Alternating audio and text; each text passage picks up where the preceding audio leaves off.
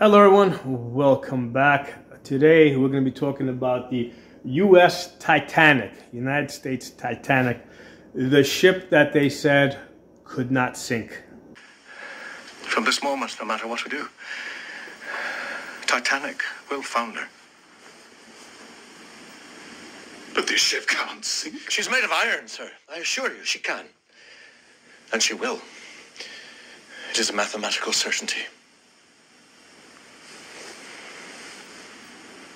Okay, so things are not looking that good, and the reason we're talking about this is because I think that our lifestyles, our comfort of living levels, the type of work that we do is probably going to change over the next 5 to 20 years. Okay, so there's three things that made the United States a superpower. Okay, the three things, and we're going like way back. We're going to like all the way back to like the early 1900s. Okay, the three things were production. Okay, the United States was a big producer in the world. Okay, so that played a big role in why the United States was on the winning side of World War II. Okay, they could outproduce the Japanese, they could outproduce the Germans. Okay, so production. Okay, number two, war. United States was really good at war. Okay,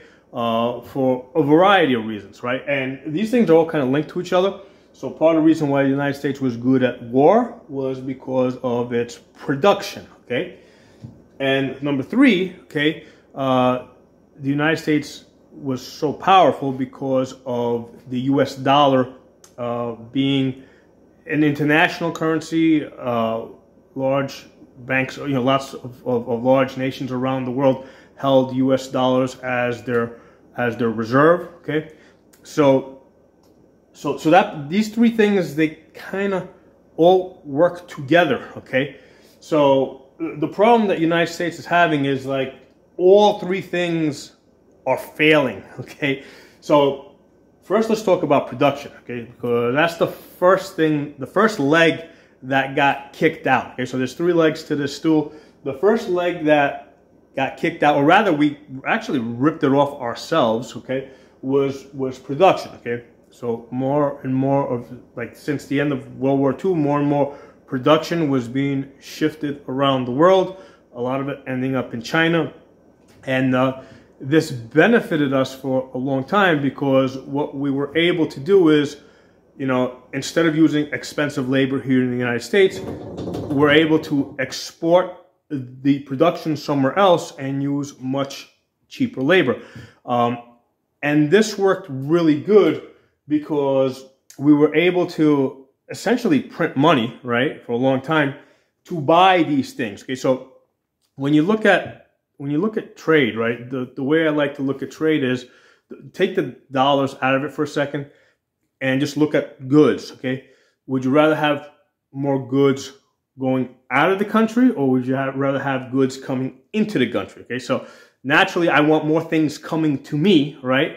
And if I can have goods coming into me and I can pay for it with like worthless paper that I'm just printing up, that benefits me. Okay, so the United States being able to print up money and send it to China worked for a really long time. Okay, now the reason why we're able to print up this money and send it around the world is basically, first of all, we were established as the world's currency reserve, and we had the ability to use the war machine, right, the military, to kind of enforce that. Okay, so I mean, indirectly, right, especially in the Middle East where the oil was being produced, because dollars and oil are kind of closely tied together.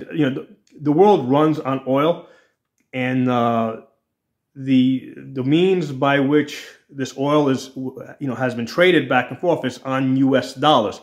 So that's the reason why, a lot of times it's referred to as petrodollars. Okay, so that, again, that worked in our favor for a very long time. Okay, so we have no production, but essentially we're able to print up money and pay people to produce stuff for us very cheaply around the world. But the bad thing about this is that we've lost the ability to produce anything. Okay, anything of value in any in any large quantities. Okay, and I did a video a few days ago where we were looking at the world's ship production. Okay, who builds ships? Okay, so 50% of all the ships in the world are built in China. Okay, in the United States, we build 0.13% of the world's ships. Okay, so that's not 13%. If we were building 13% of the world's ships, that would be okay. But it's actually 0.13. So it's less than 1% of the world's ships. So the problem here is, this kind of goes back to how did we win World War II with mass production? Okay, how on earth could we possibly win World War III if we can't produce ships, right? Because here's the thing, the ability to build ships is also reflective of our ability to build tanks, missiles, everything else, right? When we're talking about mass production. And it's really hard to go from building like 0.13% ships, right? And this works out to, this is based on tonnage. So basically, China builds about 1,000 ships a year, right? Based on tonnage. United States builds 10, okay? So it's really hard to go from building 10 ships a year to 1,000 ships a year in a meaningful time, okay? I mean, you can maybe double it. Maybe you can go from 10 to 20 or from 20 to 30, okay? Maybe up to 50, right? If you really pushed it. But you're never going to go up to 1,000 ships, okay? So now you might say, hey, the ships that China produces, they're just cargo ships, right? Well, those can very easily be converted into, can use the same skills to build warships, okay? And it's a lot easier for China to go from building cargo ships to building warships than it is from us to go from building, or in case China, going specifically from 1,000 cargo ships to building 1,000 warships a year, than it is from the United States to go from building 10 warships a year to building 1,000. Can't be done. The people don't know how to do it. You can't train that many people fast enough. In China, they've already got people building ships, okay? So as far as production, we got nothing, okay? As far as war, right, which is the thing that's been keeping the United States a superpower, well, again, without production, you can't do war, okay? You're going to eventually, everything that you have is going to get blown up. I mean, that's just the nature of war. When the United States started World War II, I mean, they took losses, right? It took them a while to figure out how to use the equipment that they have. But the benefit of the strength of the United States was after stuff got blown up, they could build more of it, okay? I think like they lost 4 Sherman tanks for every 1 Tiger that was destroyed in Germany. But the United States could just keep pumping out more Shermans, okay? So where we are right now, we have no production. We can't build war machinery anywhere near as fast as China, okay? And you can't go, again, from building almost nothing to like really like, going from, let's say, 10 ships a year to 1,000 ships a year. You just can't do it, okay? It takes time to build that up. Essentially, it's not just a question of factories. It's a question of people wanting to work, right? Because in the United States, we have a welfare society, okay? Why would people want to work if they can get money for free, right? And get food for free. So first you got to cut off the welfare and give people an incentive to work, okay?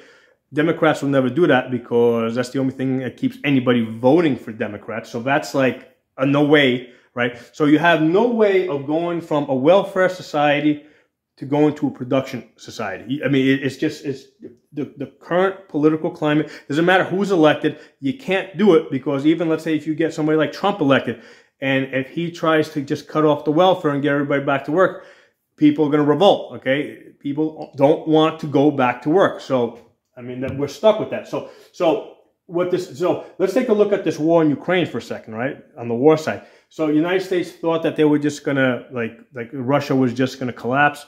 And all the information is showing that Russia is actually doing really well over there, right? They're defeating Ukraine. They're destroying whatever equipment or, whatever resources the United States and NATO sends over there. they're targeting. I mean, anything that the Russians want to destroy, they're able to destroy. Okay, so now this doesn't immediately affect us here inside the United States, but what this means is that the United States is no longer going to be able to project its power the way it thought it could. Okay, you know, so this is indicative of our power projection, and the power projection part is really important, right? Because that's the main thing that has been that's been supporting the third leg of this stool, right?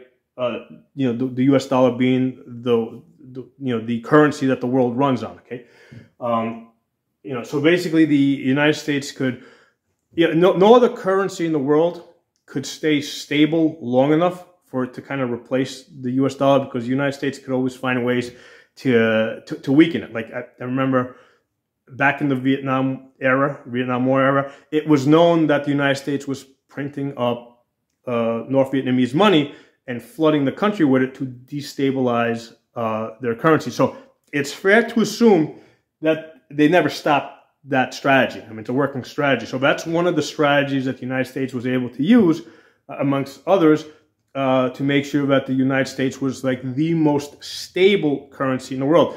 And what happened is, because the United States was the world dominant currency, what they could do is they could continue to print money, right? They call it borrowing, okay? A trillion, I've said this before, a trillion seconds is 31,000 years. There's nobody to borrow $1 trillion from, okay? That kind of money doesn't exist. So they're just printing up the money, and what happens is the national debt just represents how much money has been printed up. It's essentially how much our money has been diluted, okay? So every time the United States borrows money, they're printing it up, diluting the existing money. So when the government prints up money and dilutes your money, what they're doing is they're reducing the buying power of your money. So it's a tax. They've taxed you, okay? So when the United States is able to do this, they're also taxing the entire world, because they're reducing the buying power of everybody around the world. So the reason why the United States has been such a great power, right, without production, without being able to without needing to produce anything useful, is because they're able to tax the entire world through money dilution. And up until now, the world hasn't had any alternative, right? Because they're like, okay, yeah, the United States is printing up money, but what else are we going to use? Okay, there's nothing else. Okay, so now these sanctions that came out of this Ukraine-Russia war, right? You know, the United States froze some $300 billion worth of assets that Russia had, and they've even made efforts to try and confiscate that. And what that did is that made the rest of the world really nervous, because they're like, if the United States can just take Russia's money, $300 billion, imagine what they can do to little old us, okay? So there's another alliance. You got the G7 economic alliance, right? The G7 countries, and then you have BRICS, which is the main countries in that are Brazil, Russia, India, China, okay? So those are like the main countries, but I think there's like 40 other countries that are either part of it or trying to get into it. Okay, even France tried to get into it, but they were rejected. So what BRICS is trying to do is they're trying to de-dollarize, right? They're trying to get away from the dollar. And right now, what they're trying to do is they're trying to, its members are trying to do their business transactions in their local currencies. Okay, so they haven't come up with a replacement currency, but what they're doing is they're saying, hey, why do we, like, if for example, Saudi Arabia and China want to do a transaction, they want to trade oil, right? They're like, wait a second, Saudi Arabia wants to sell oil to China. Why does China need to buy that oil in US dollars? Why not buy it in Saudi Arabian money or in Chinese money? And you know, then they can basically just do business back and forth with each other using their currencies. Okay, so this is hurting the United States, because again, if they're doing business in some other currency than US dollars, okay, Number one, the United States is not able to tax them through inflation. But then what happens is, as U.S. dollars are not being used, what's happening with those U.S. dollars? Well, eventually they lose value. If they're not using it, they're just going to dump it back into the market, and it loses value. And we see that as even more inflation. Okay, so the United States does, because this Ukraine war is showing us they no longer have the power projection that they thought they had. Okay, they're not able to enforce the U.S. dollar as the currency that everybody must do business in, and hence they're not able to tax them. Okay, so the combination of these three things. Okay, no production. Okay, so you don't produce anything, right? The world's no longer valuing your dollars, right? So you've been able to not produce anything, but you've been able to buy it with money that you're printing up. But the problem is that the world slowly is going to stop accepting that money that you're printing up. So now you have you don't have production in this country, and you don't have anything valuable to trade for the goods that you want. Okay, so the situation I see here is, in a few years, we don't have any shoe factories here in the United States. China's not going to be accepting U.S. dollars. We're all going to be, walking around barefoot. Okay, I mean, I'm exaggerating there, but that's the problem I'm seeing here, right? We have no production. We're buying everything from China. Pretty soon we're not going to have anything valuable that China wants, right? Because they're not going to want our U.S. dollars. So how are we going to buy the things that we need? Okay, and then in the middle over here, our ability to project our strength, that all changed in Ukraine. Okay, what we saw in Ukraine is that it's almost like a new type of warfare. They're using drones. They're able to. The United States was like, the Russians were putting up like $500 drones, and the United States had to use like $1 million missiles to try and shoot them down. Okay, so obviously that's losing economics. And what happened is the United States and Ukraine here is like they're running out of $1 million missiles, but the Russians are still able to send out $500 drones, right? And now they don't have any more $1 million missiles to shoot down those $500 drones. Okay, so these are the three legs that the U.S. Titanic is standing on. All right, or propelling, or the three engines that the Titanic here is using to propel itself through the ocean. Okay, production, which we no longer have. Okay, our military dominance, which post-Ukraine war we no longer have. Okay, and the U.S. dollar as a worldwide currency, which the world is now making an effort to get away from. They don't want to do business in U.S. dollars. They no longer want to be taxed through inflation. Okay, they're looking for alternative currencies. And here's the thing: if they were trying to if their mission was to create an alternative currency from scratch, I would say, yeah, forget it. It'll take them 50 years. But the thing is, they've actually done the smart thing here. They're like, wait a second, let's just use all local currencies temporarily. Down the road, maybe we'll create some international currency. But for now, let's just use our currencies to do business amongst ourselves and deal out the United States and their U.S. dollar. Okay. So this does not look good for the United States. Okay, it does not look good. Because these are the three things that basically have kept the United States afloat, right? Or made the United States, right? The three things that made the United States a world power is production, we no longer have. It's military ability, right, which is now questionable after this war in Ukraine. Okay, and certainly our ability to project power, right, to project it, to be able to influence other countries around the world.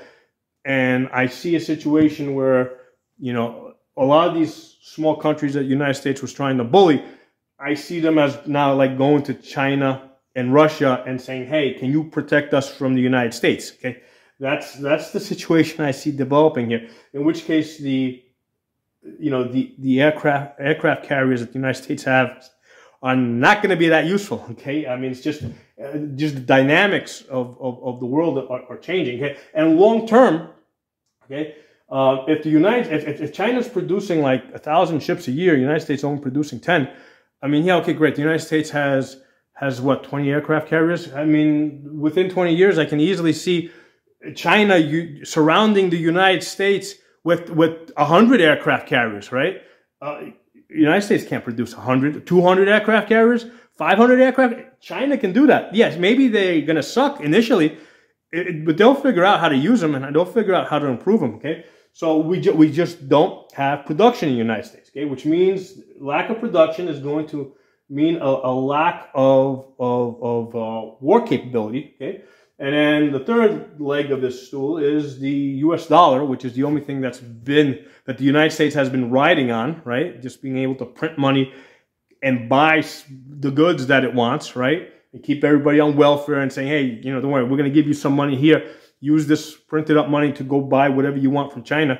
Well, China's going to be like, you know what, we're not taking U.S. dollars anymore. Okay, you better come up with you got to use our currency now. All right. So I'm like, where are we gonna get Chinese currency, whatever they're using, to buy anything from China, right? Because in order to get currency from China, you have to give them something valuable, and we've got nothing valuable to give them. Okay. So anyway, those are my thoughts. I mean, I think that this is a really bad situation. Okay, I don't see a solution to this. Okay, so drop some comments and let me know what you guys think.